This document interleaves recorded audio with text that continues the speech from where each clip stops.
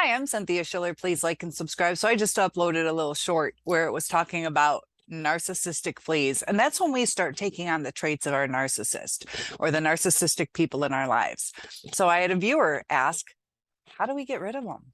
How do we get rid of these fleas? So we have to be careful because it's kind of like fleas, how they flourish, they increase, they multiply. And we don't want our narcissistic traits to be our comfort zone. And we start adding on more of these traits because we start saying, yeah, they kind of work. They work temporarily, but they destroy the relationships. So it's important to get rid of them, to get back to who we really are. It's always better to be a good quality person where you have good quality, true relationships. So some of the things we have to do is identify, what is it we're getting rid of? What is it that we have to change? Are we short-tempered now? Are we snapping at our kids or dismissing people?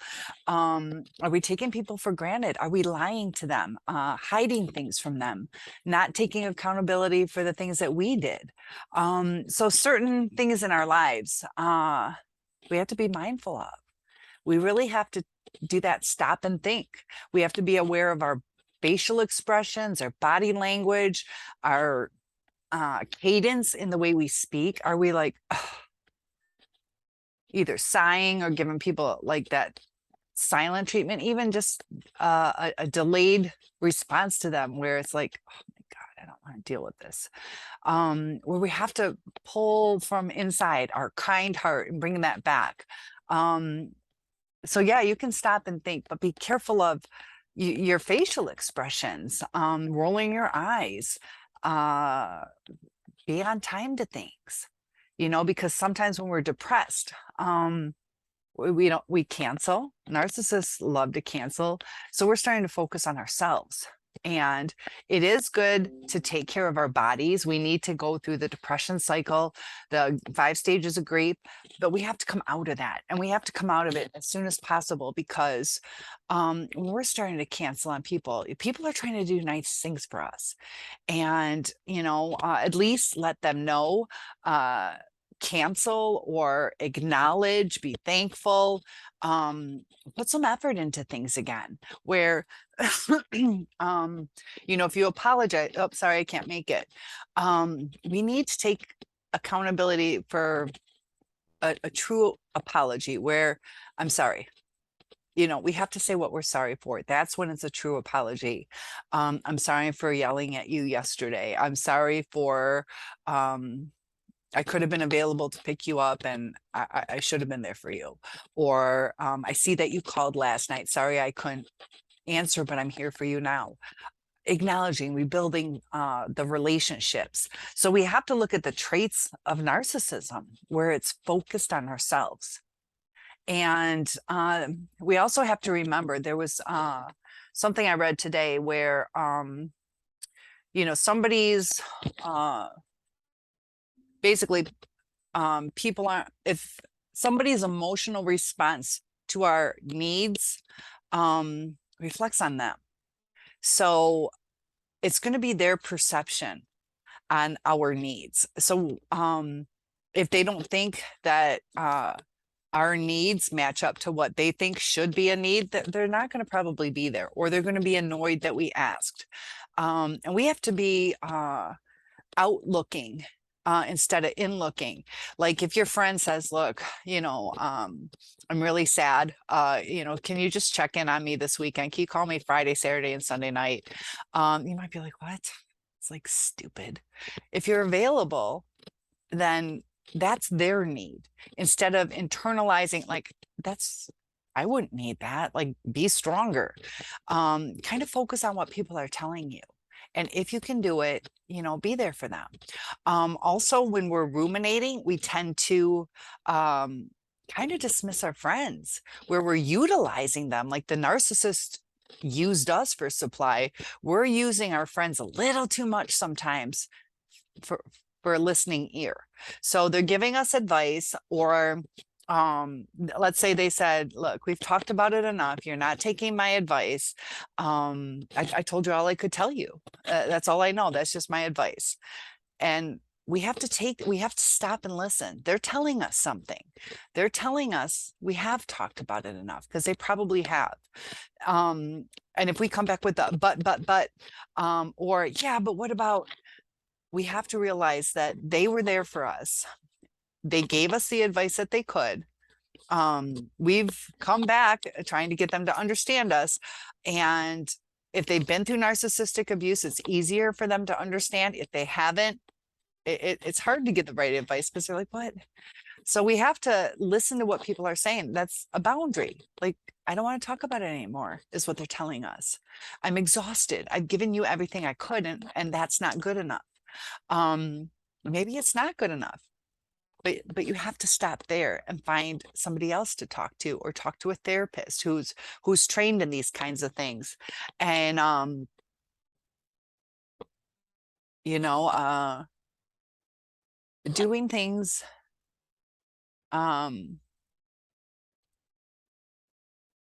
like seeing the needs of others without having them to have to ask you, is getting rid of some of these fleas, because we're internalizing, we're kind of focusing on ourselves, because we have to heal. We do need that time. But it's time to break out of that eventually, to get rid of these fleas, because just like depression can suck you in.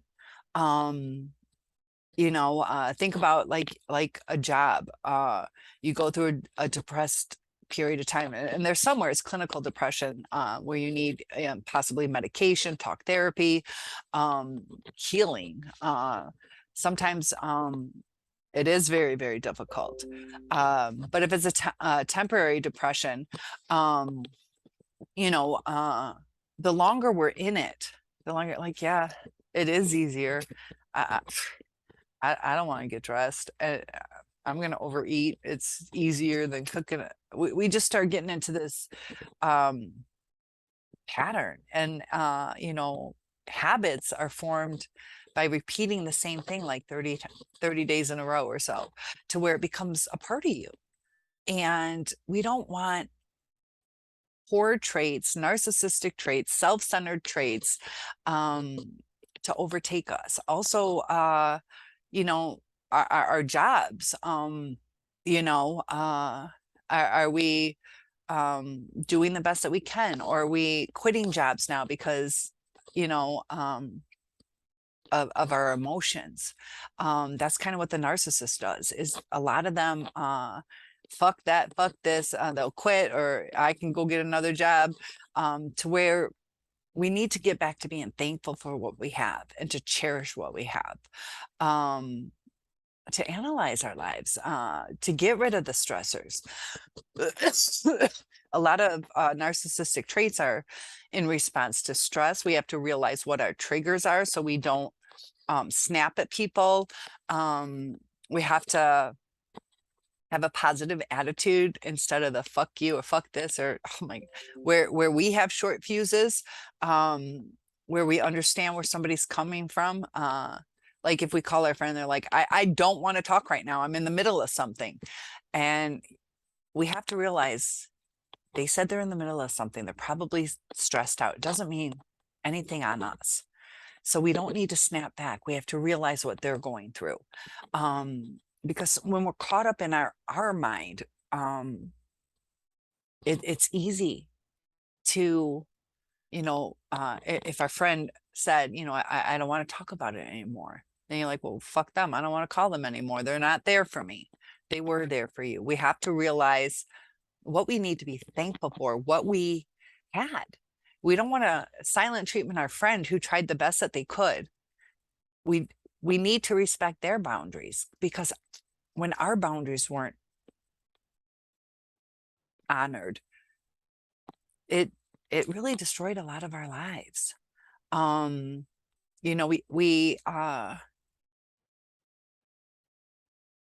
We really have to, like I said, practice the mindfulness and take accountability for what our actions are, realize what our triggers are, reconnect, spend time with people, try to empathize. If you have elderly parents, maybe reconnect with them, spend a little more time with them.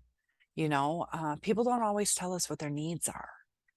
And, I look back and I feel really bad. I was scared of losing my grandma, so I stayed away.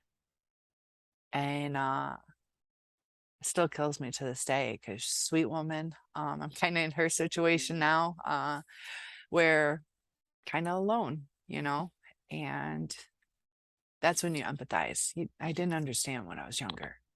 And, you can see me tearing up. Like, you have regrets on things, pain because of things like that. We need to get rid of the pain, avoid situations like that where we try to see what other people are going through. Because it's not always romantic relationships. It's relationships in general. People are precious people.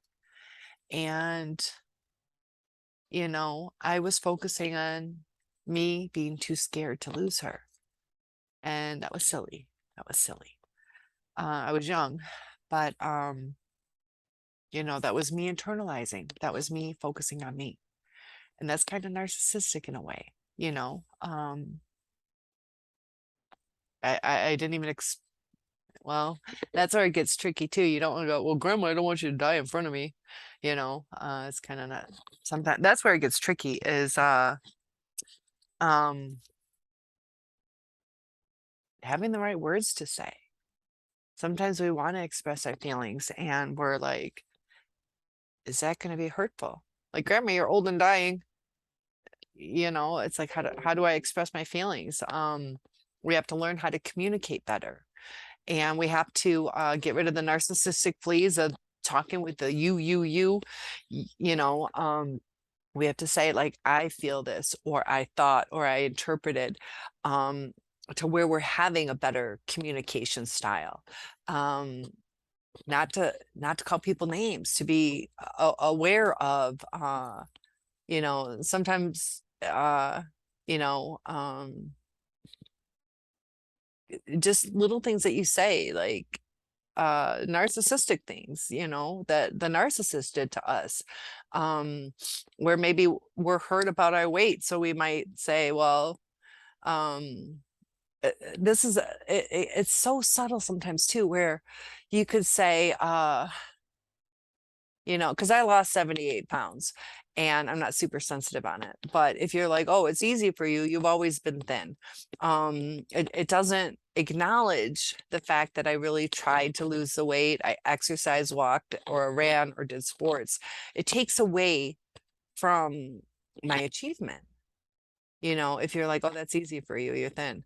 And it's like, I count calories every day. I exercise, I do this, I do that. I'm very aware.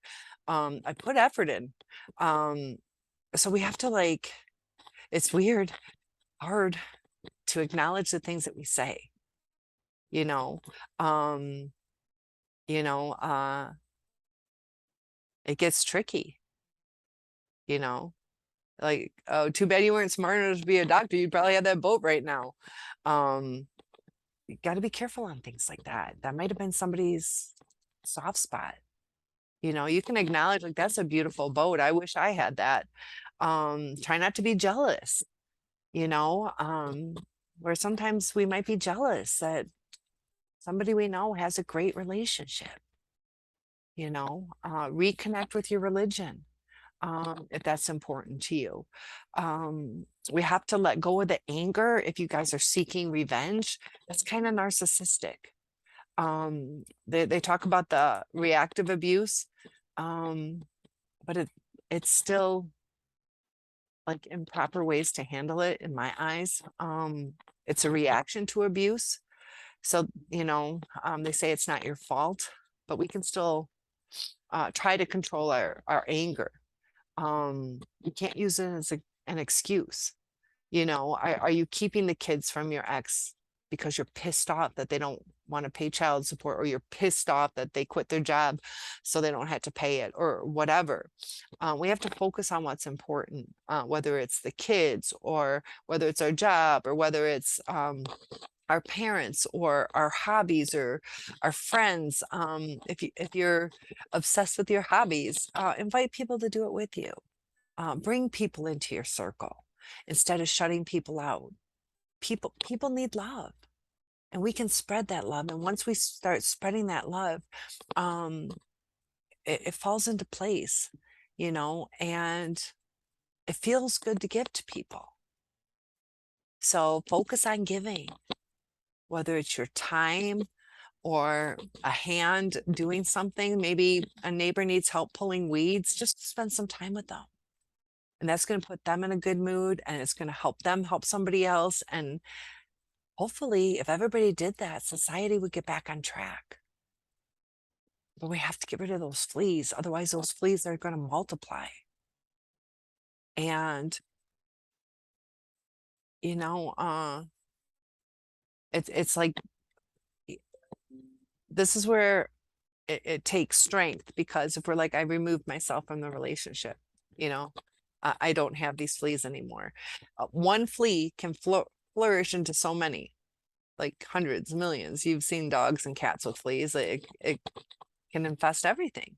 And if you notice, the fleas will go throughout the house, and then maybe into your car, and then maybe to work, or if you stay at a hotel, then it goes to somebody else's house, and on and on and on. And same with narcissism. It just takes one flea to multiply. And we've removed ourselves, hopefully, from the situation, but those fleas are still infesting us. We got to get rid of them. And it takes mindfulness. It takes that stop and think, to be self-aware of our triggers, because our triggers are going to cause a reaction. So just make sure you react with the appropriate societal reaction. If that's said correctly, I know there's boundaries. You don't have to do certain things, but what's the kind way to do it? And a lot of that will come as we heal. The more we heal, it's like toxic to the toxic fleas, and they go away. But we also really need to, that one saying I was saying that I read today, how whatever we perceive, no matter how much you tell me, you can be the best communicator. No matter how much you tell me, I'm still going to perceive it from my perspective, from my experiences, because that's how I understand you. If you say that you're sad over something, I relate it to something that makes me sad. For you, it could be so much more devastating. So I might not be connecting. I'm like, I know you said you were sad. You said you were sad. And I see it at this level and you're at that level. Because I'm pulling from my experiences to understand yours. So we really have to take the time to listen and pick up on what people are trying to tell us. And ask them, well, you're sad, but what's making you sad? Or how are you sad? Or is it affecting your life? Or is there something I can do for you? And try to get that connection. Narcissists don't like to have the connection. They like to keep it superficial. So if somebody's like, I'm having a bad day, I know, me too. Don't do that. Don't focus on yourself. You know, it's okay to share you're having a bad day too, but take the time to ask them. Talk to them about their bad day, and then maybe share yours. You don't have to be silent. But if you asked them, it's their turn first. How's your day going? Terrible. So why did you ask if you're not going to connect with that answer? And also try to be honest with people. If you're having a bad day, let people know, like, I'm really struggling with this. And you'll see, more people will be there for you. Some you might say, would you be available to sit and have some coffee and talk? You can ask people, but if they say no, we have to respect that. Doesn't mean we need to dismiss them. We'll learn who we can go to and who we can't. But those fleas can multiply. And we can get rid of them.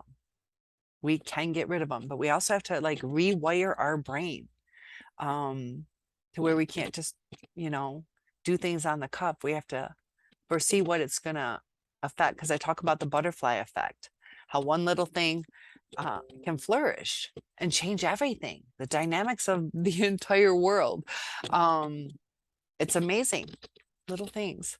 Did you guys see my hurricane video? I hope you guys saw that one. I shared the actual where one little piece of sand from all the way across the ocean can catch up into the wind and cause like a hurricane from one little grain of sand. And that's what narcissistic abuse can do, and spiral out of control. So connect with people, understand people, try to go deeper. Don't keep it superficial, and get lots of rest, exercise that changes, gives you endorphins, starts making you feel good. The better you feel, the easier it is to be non-narcissistic, because narcissists are miserable people. And there's a fly flying around my house. Oh, I had the neighbor kid come over. He had left the door open. So tell me what you think. Have you started getting rid of some of these NARC fleas? Have you noticed some that are lingering around that you're struggling with? I was dismissive. When my best friend was there for me. I didn't listen to her boundaries. I even got mad at her and hung up on her. We were yelling at each other. It's out of character for me. But it's a frustration. So we have to learn how to settle our frustrations, look outside the box, and the time and the place for everything. But realize what hurts you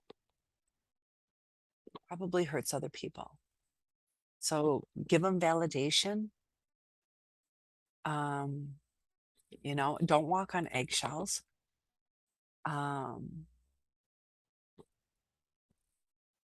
Walking on eggshells is a reactive abuse, but it also sets things off where it irritates people. You're like a kiss ass. Just be you. Just be you again. And it falls into place. And I love that you asked that question.